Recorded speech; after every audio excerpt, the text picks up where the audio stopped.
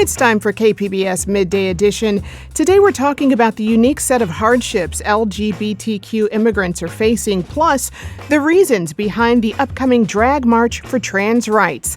I'm Jade Hindman with conversations that keep you informed, inspired, and make you think.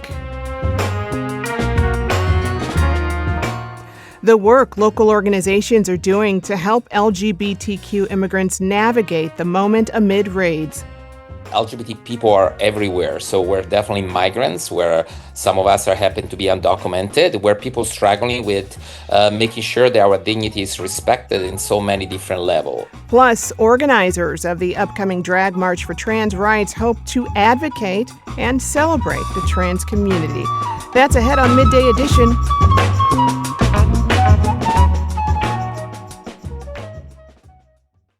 Immigration raids across the country and in San Diego are inciting fear, uncertainty, even outrage. And it's happening against the backdrop of Pride Month. So we wanted to talk about the intersectionality of being an LGBTQ plus immigrant. Local organizations say immigrants who came to the U.S. seeking asylum from persecution because of their sexuality or gender identity could face a different set of challenges from these raids. My next two guests are here to talk about that. Gloria Cruz Cardenas is the Chief Impact Officer at the San Diego LGBT Community Center. Gloria, welcome back to the show. Thank you for having me. Glad to be here. Glad to have you. And Max Disposti is the Executive Director at the North County LGBTQ Resource Center. Max, welcome to you too. Glad to be here. Thank you. Glad to have you. So first, there have been multiple immigration and customs enforcement raids in San Diego and LA. What are your initial reactions to this? Gloria, I'll start with you on that.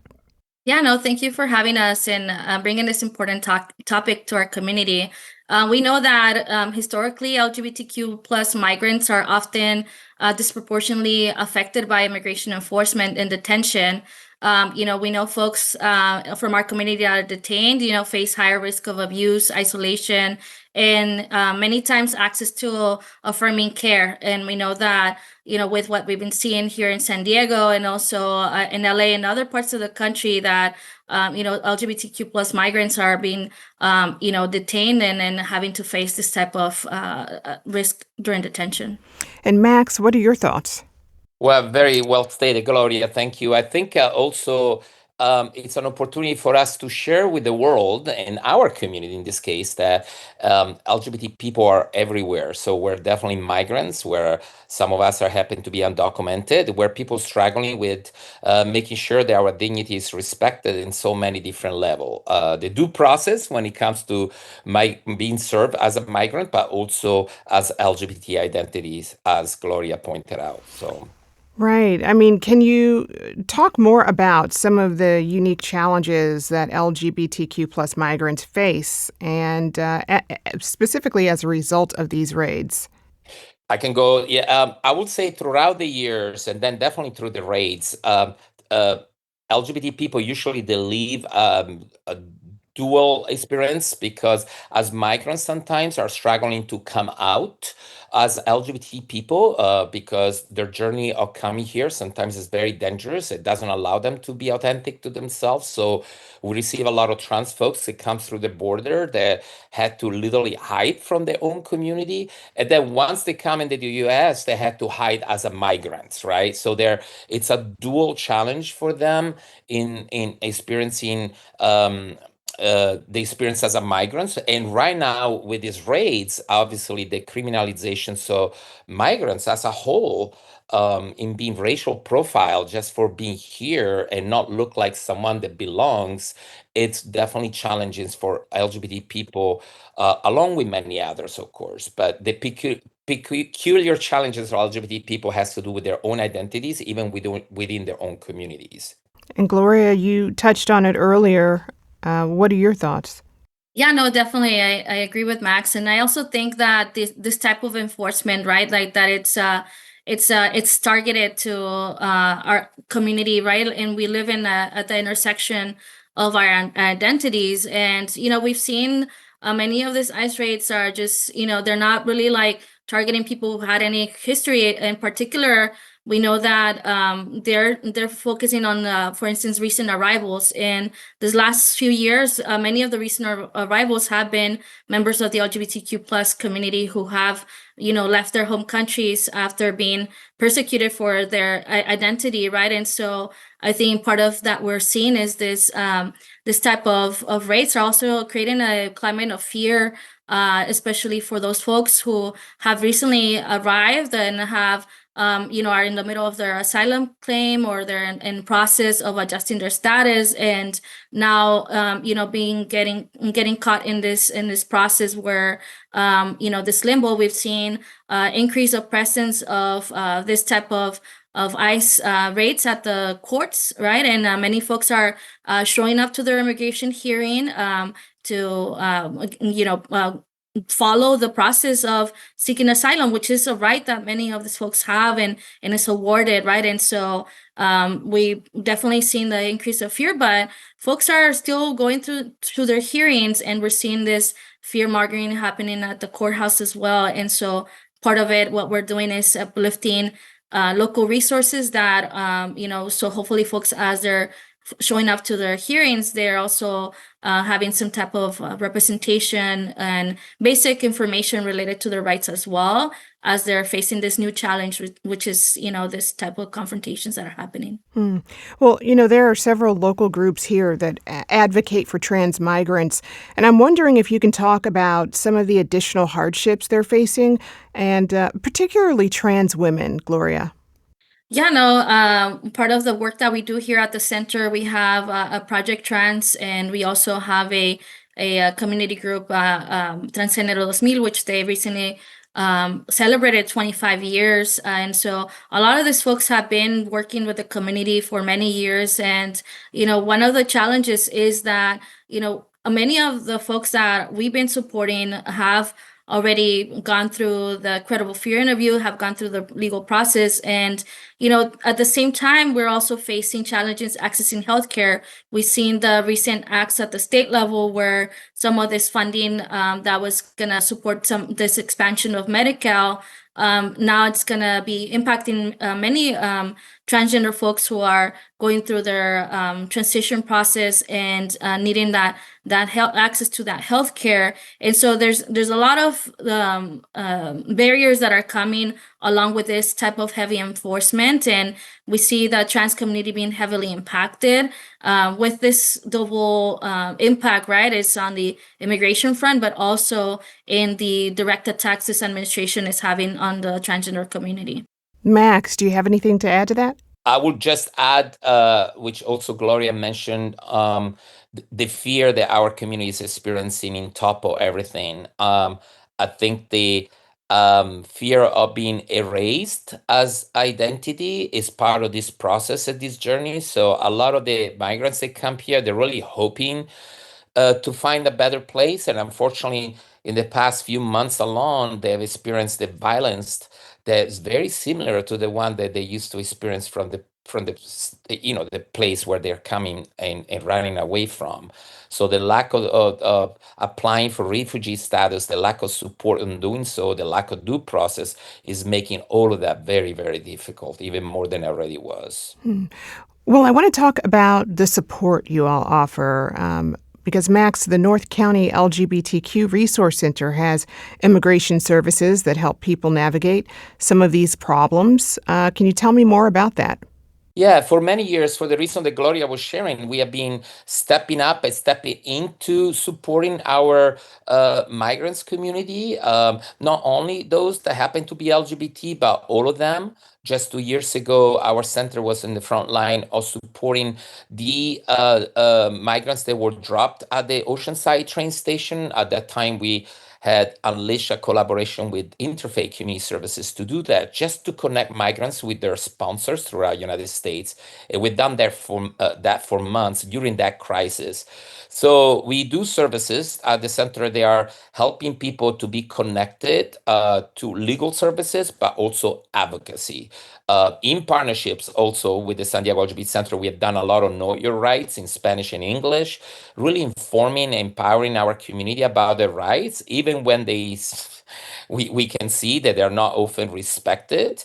I think there is a lot of power in providing documentations, but also information to our migrants community so they can feel safe here in our respective LGBT centers. So the work goes beyond just getting people to services, but even creating safe spaces where everyone, migrants or not, can feel comfortable to come forward and ask questions, and also being supporting their journey of becoming documented.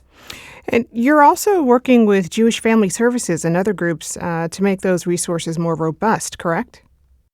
Yes, starting this summer, because of our successful previous years in providing these resources, beginning in the summer, we'll collaborate with Jewish Family Services in providing even more connections that we already have in terms of legal referrals, but also information that we can make sure it's accurate and proper, because it's constantly changing, in supporting our LGBT migrants here in North San Diego County.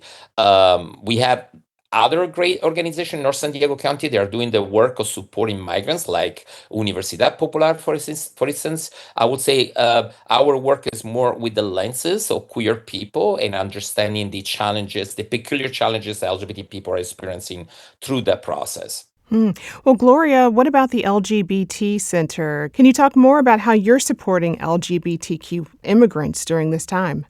Yeah, and thank you for that. And as Max mentioned, we've been partnering with the North County Center and other local organizations to do this Know Your Rights workshops, where we're bridging and connecting community to local immigration attorneys and services. We have created a website that is specific.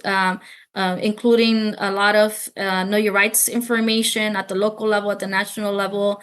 We produce information packets for the community, and we disseminated them throughout the county so that members of our community access information related to any impacts of raids or any engagement with ICE or any other law enforcement. And so we've been, ensuring that we're maintaining our community informed. In addition, we are the largest LGBT center along the U.S.-Mexico border. And so we've also been working in our partnerships with the Mexican government. In particular, this past week on June 5th, we signed an MOU with the Mexican consulate here in San Diego. And part of this partnership is to ensure that Mexican nationals and Mexican American individuals that need to access consular services are being connected, including our other partner organizations that are on the ground doing a lot of this work, like Proyecto Translatina and other organizations that have been really mobilizing around ensuring Mexican nationals have access to consular services here in San Diego. And so, really expanding our reach and ensuring that the immigrant community at large is accessing our overall services. And we also have our Latinx services department, where folks can also access specific resources directed to the Latinx community. Well, you mentioned the center's partnership with the Mexican consulate of San Diego. Why is it so important to have that relationship, and how is it an asset during this time? Yeah, absolutely. I mean, this is a historic moment for us to have this MOU with them. And, we're seeing this play out in LA and other major cities where some of these rates are happening. The fact is that the majority of folks that are in our state, for instance, that are undocumented are part of the Mexican community. And so it was important for us to be able to build that relationship and bring in that affirming and protective service that we do as an LGBT organization into that space, as Mexican nationals are encountering any type of deportation or process of removal, that the Mexican consulate and the agencies that are here on behalf of the Mexican government are utilizing culturally appropriate language, and also our understanding of how it is to provide affirming services to our LGBTQ plus community. Still ahead, our conversation continues with resources available to LGBTQ plus immigrants. KPBS Midday Edition is back after the break.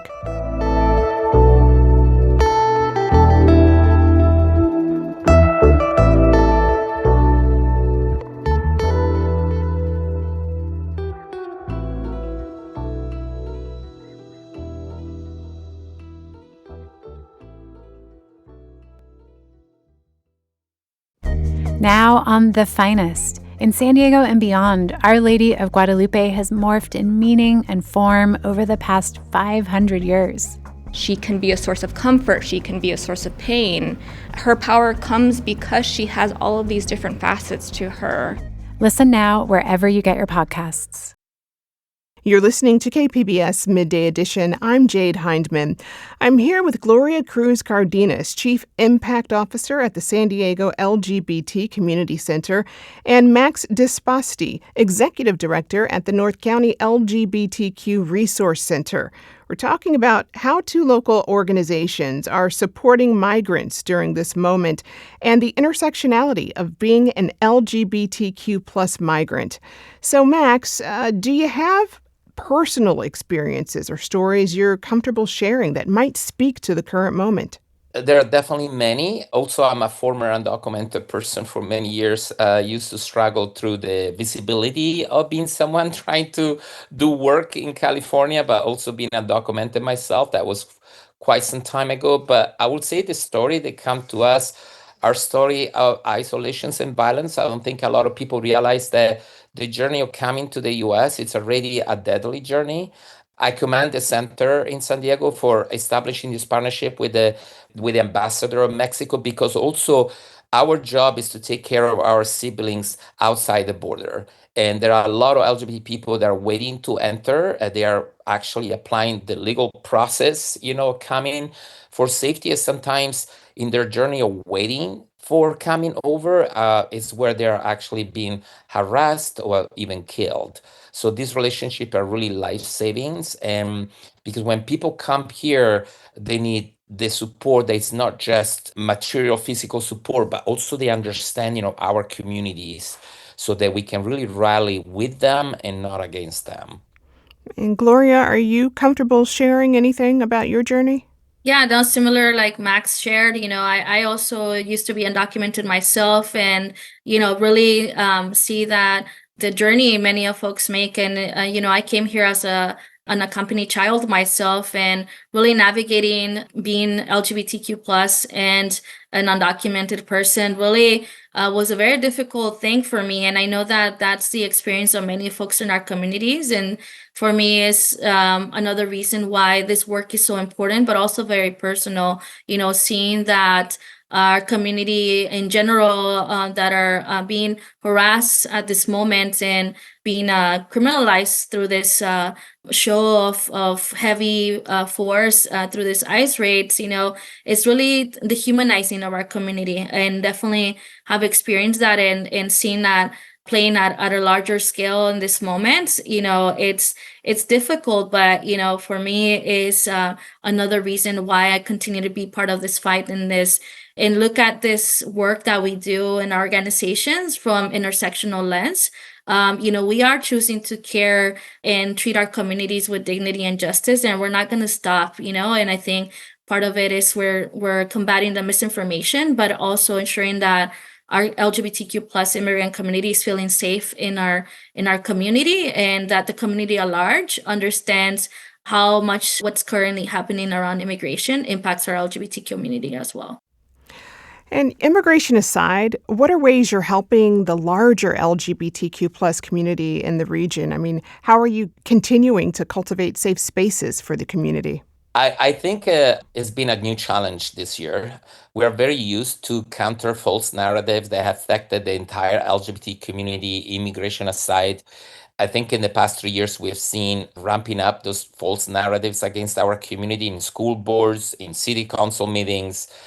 Literally, even though we knew this new administration wasn't going to be supportive of our identities, definitely issuing 3 executive orders against just our own community, try to erase the existence of some of us in the community, in particular trans folks, I think that's really has been a new challenge for us. Sometimes even the safety of going to work. We are service providers on the front line on supporting people, including unhoused folks, people that live in poverty. And that's already hard work on its own, but sometimes we have to deal with these narratives that make us vulnerable, is sometimes they unleash into violence and personal attacks. So it's a new world where definitely, because LGBT people are everywhere in different occupation, in different classes as well, at the same time we feel like never like before. This, what we're experiencing right now, has no comparison with any of the past 3 decades of work in the community. So it's a new time, and we're trying to address a change and adapt accordingly in a way that we keep maintaining the safety of our spaces, but also empowering people on doing more in how protecting themselves as well, not just through the center. And Gloria?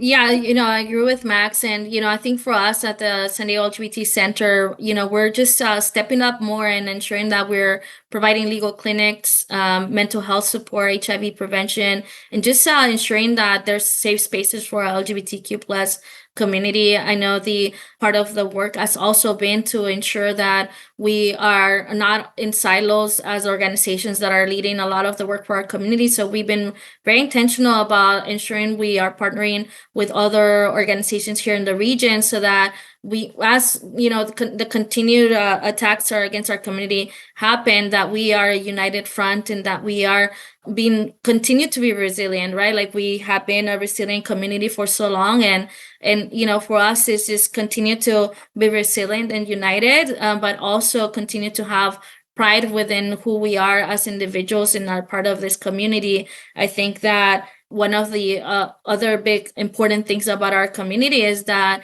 we have gone through so much in the past where we've been attacked by our government, be it the AIDS crisis or other moments that we had to step up and be more united. I see that happening now in a bigger scale. And, I think that the larger LGBTQ plus community is seeing that we need to stay united. And in this instance where we're seeing the attacks on the immigrant community, that we are also ensuring that we're joining the efforts, combating any attacks against the community as well.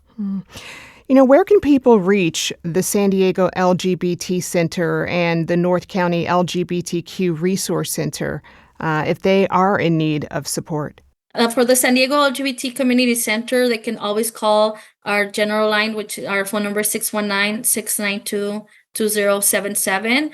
We also have a resource page dedicated to know your rights information and all kinds of information in various languages around immigrant rights. And you can just go to the centersd.org and you can access information there as well.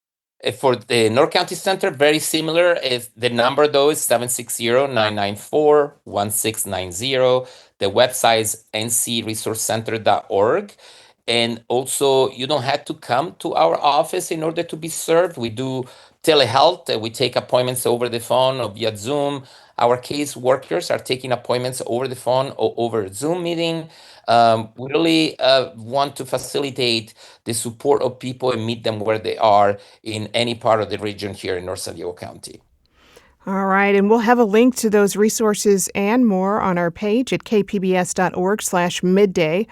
I've been speaking with Gloria Cruz Cardenas, the Chief Impact Officer at the San Diego LGBT Community Center, along with Max Disposti, the Executive Director at the North County LGBTQ Resource Center. Max, Gloria, thank you so much. Thank you so much. Have a good one. Thank you for having us. Coming up, the reason behind this year's drag march for trans rights. KPBS Midday Edition is back after the break.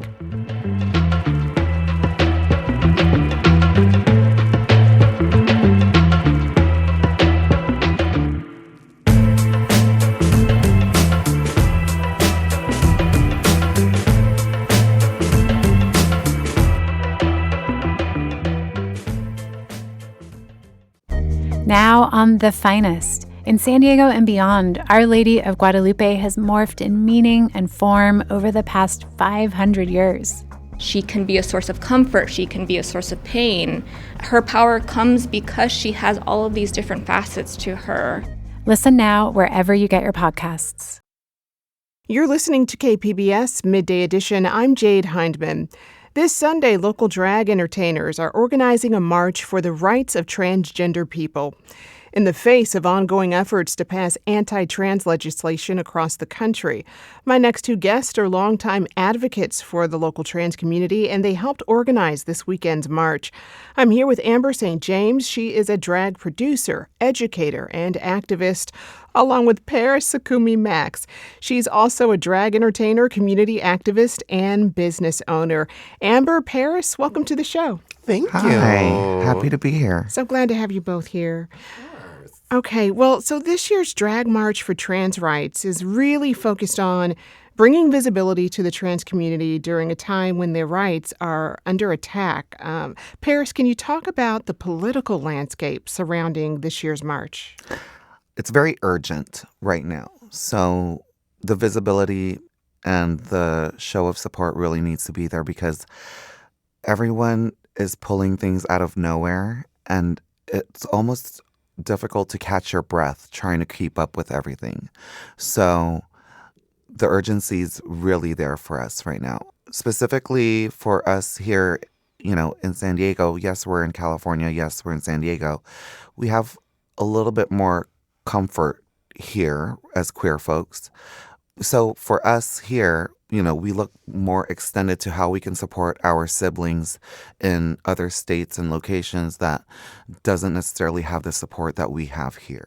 So, yeah. And Amber, like Paris said, things are just coming out of nowhere. Talk a bit more about those things. Yeah. And so one of the things that I feel like is kind of why we continue to do this march is not only just because we are trying to make a stand and not only in a giant display of like in this moment in time where it feels like our rights are being taken, well, not what it feels like, our rights are being taken away, right? It feels like our right to existence is being taken away. Even our hopes of like what a new future can look like feels like it is being taken away, or we're being asked to dim ourselves. Why we do this is to have this giant display of we won't be erased. We cannot be erased. We are so much bigger than the moment that is being created, right? So whether it is legislation that's being passed, whether it is our elected officials who are proving to not actually stand with our community nor protect our community, right? Why we do what we do, not only as people who are not producing, but people who are coming together to create this march, but also as producers, as,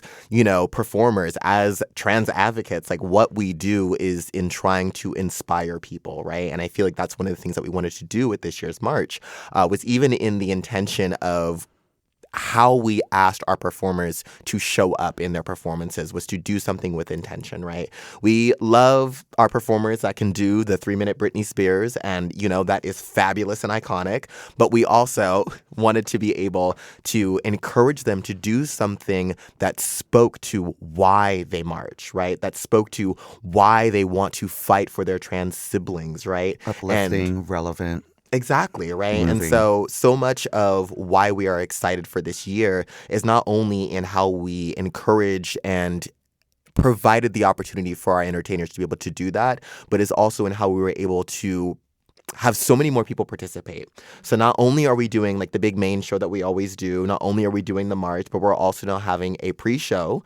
So as people are doing their flyer making, as they're making all of their signs and stuff, having something to encourage them, right, to be activated, to be encouraged, to be uplifted.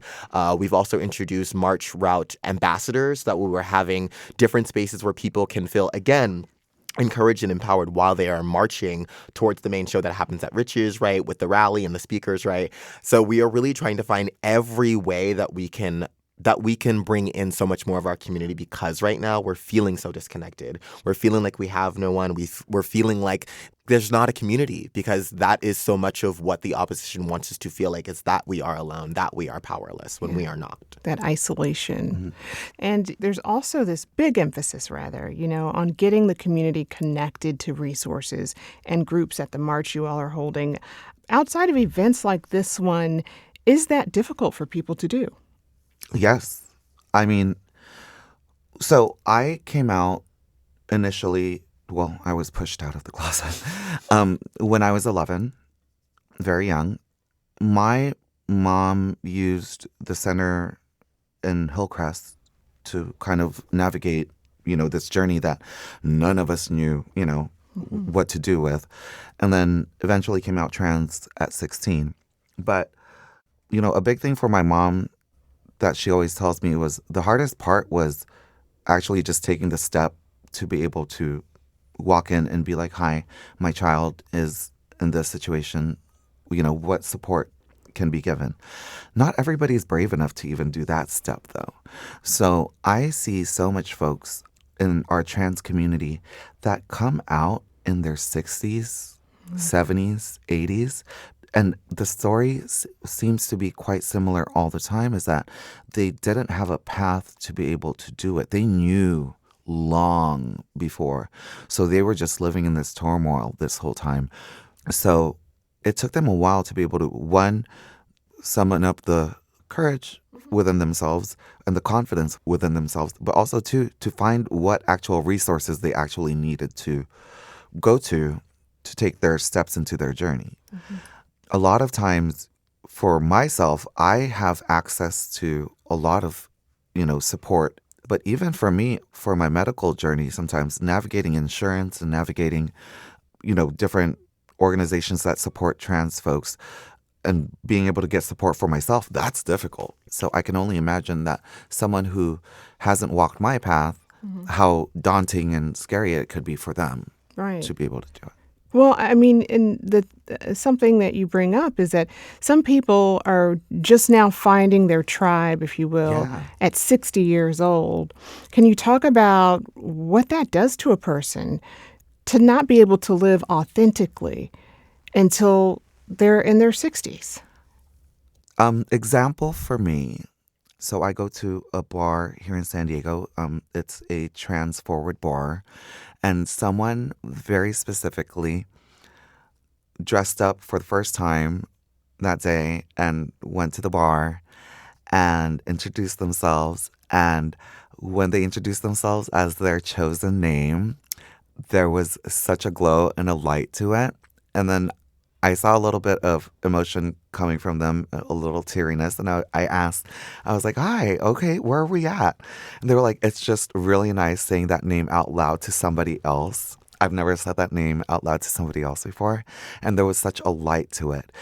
But the sad part for me after that interaction was that glow and that light had to come from such a dark and not so great place. If that was what this person got from that, that there was so much want and need and just hardship with them holding all of this in. And there's still a little bit of heartbreak for me, behind it for them.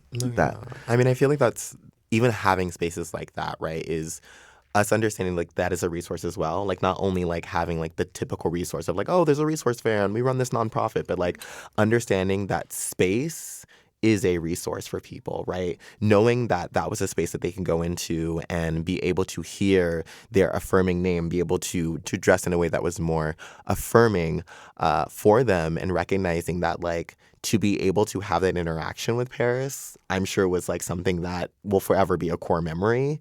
I feel like that is something that we need to understand, is that so many of the resources that we provide to people is so much more than just in the, oh, here is this person to talk to, here is this organization to connect with. Like we, in who we are to people, in providing spaces for people, that in and of itself can be a resource. Well, because resource is very much community. Like that's a resource in itself.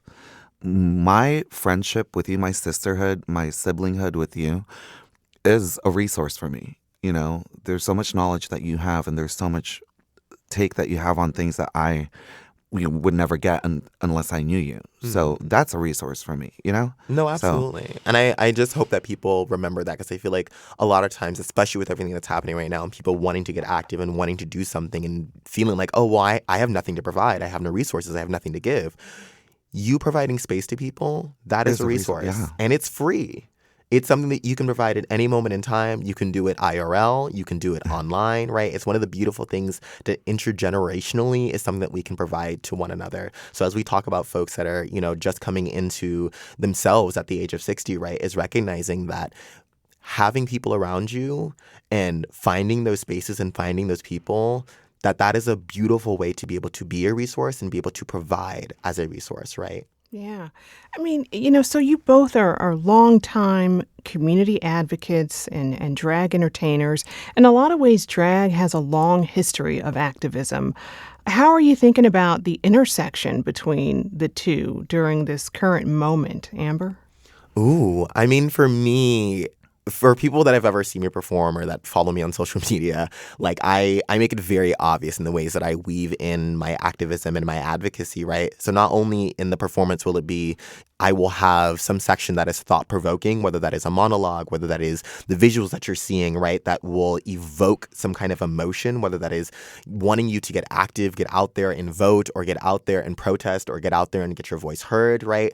Or whether that is through fashion, right, of what am I wearing? What story is that telling, right? I just recently did this collaborative garment with a designer out of Ohio, Terrence Henderson. And we did this amazing black denim look that on the front said, "We are our ancestors' resistance and resilience." And I wanted the font to be very do the right thing, right? Because I understood what that reference would mean for people. I wanted the fabric to be black denim because it felt very black punk, right? Mm-hmm. And so even in how people curate these fashionable moments, there is a statement that can be made, right? That, again, invokes for people to feel something, to want to say something, to understand that they too can do things like that, right? Mm-hmm. So it's not only just in like, okay, will I be on the front lines of a protest? Yes. Will I be out there sharing resources? Yes.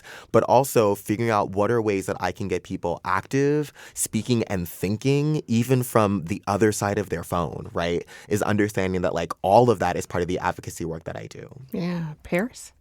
I've always said so we always have a reach, right, as entertainers. So that in itself is such an opportunity to maybe change a mind, maybe open up somebody's eyes a little bit. A lot of my performances, I tend to stick a little bit more lighthearted, and I'm a Disney person. I mean, just one of my favorite performances is doing Reflection from Mulan. But as the song goes, I show my childhood pictures going into my teenage years, and then going into my transition, and then going into finally being fully me by the end of the song.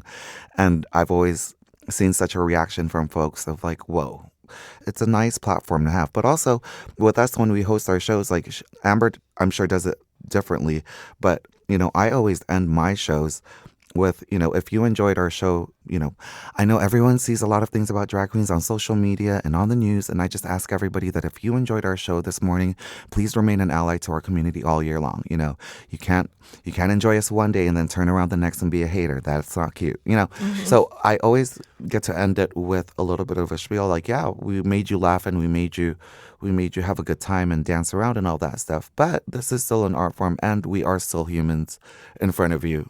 And we are still, at the moment, unfortunately, still very vulnerable.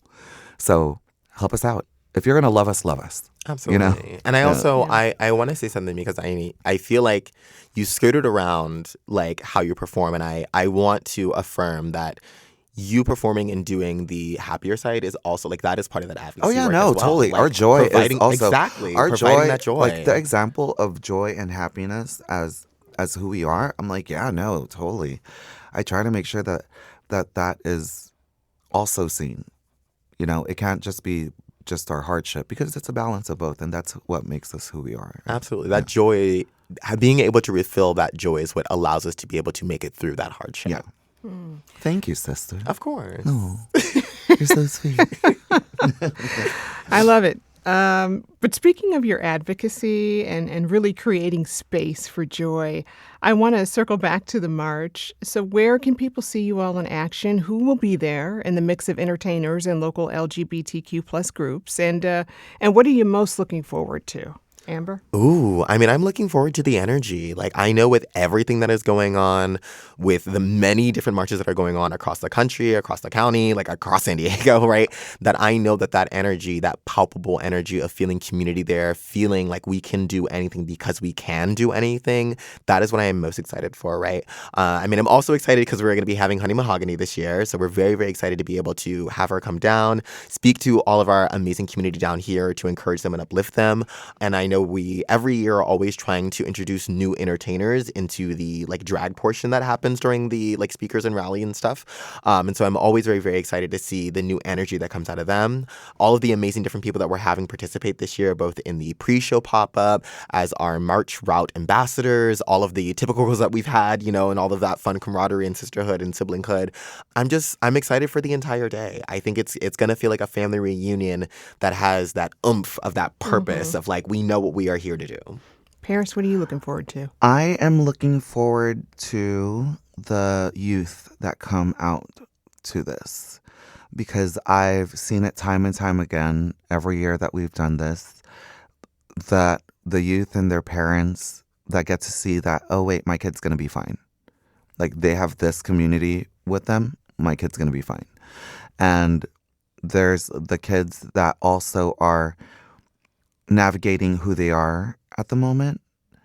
And we might unknowingly be a reflection to what they need to see at the moment.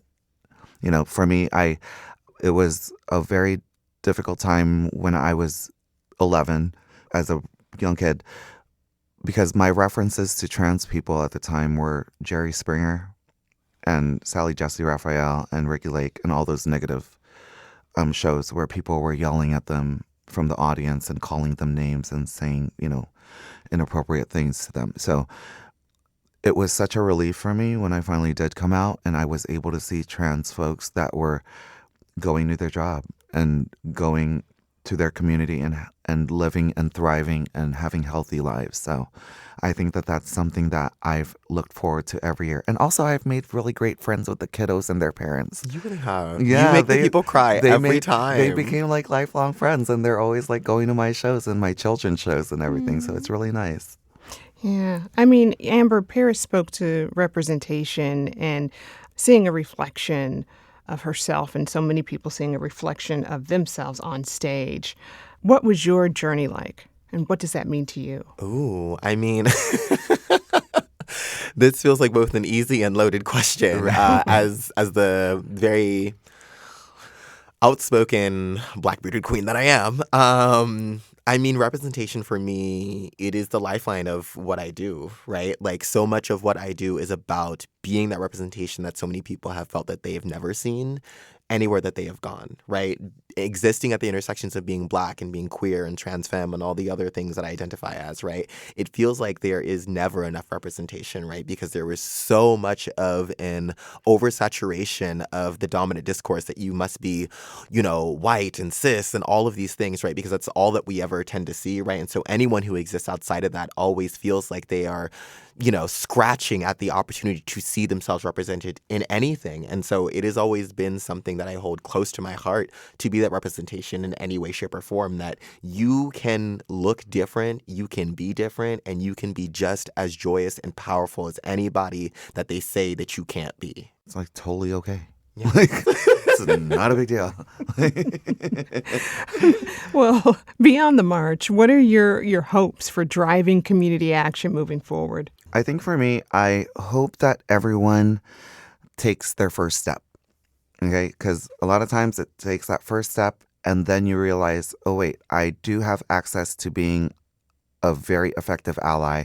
I do have access to, you know, being able to educate folks around me that might not say the right things or might not be educated in the right way, but might be open to education and information, you know.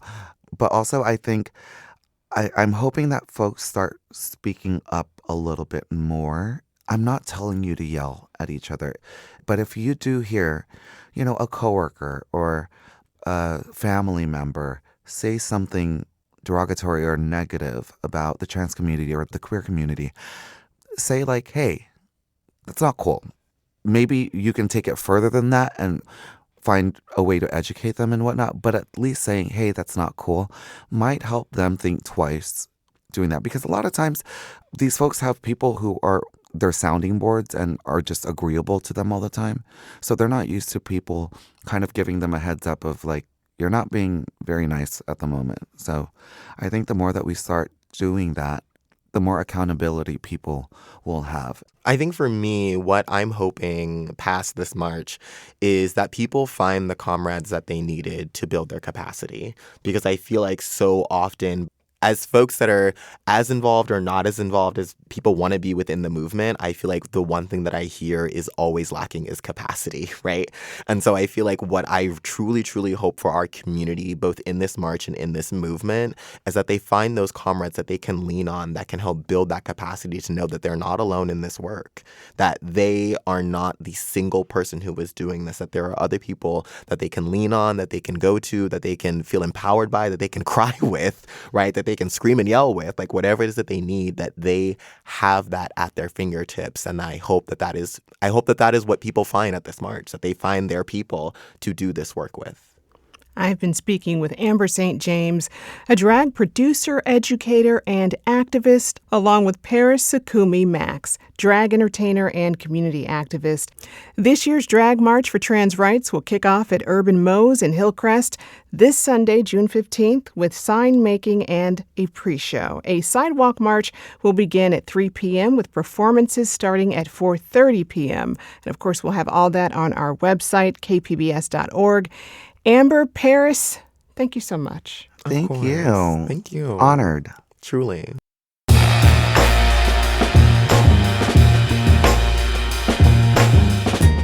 That's our show for today. I'm your host, Jade Hindman. Thanks for tuning in to Midday Edition. Be sure to have a great day on purpose, everyone.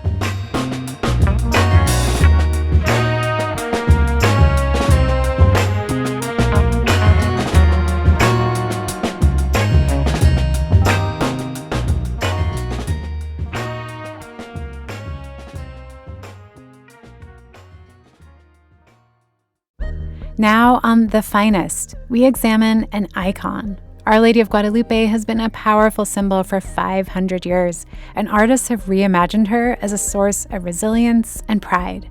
Listen now wherever you get your podcasts.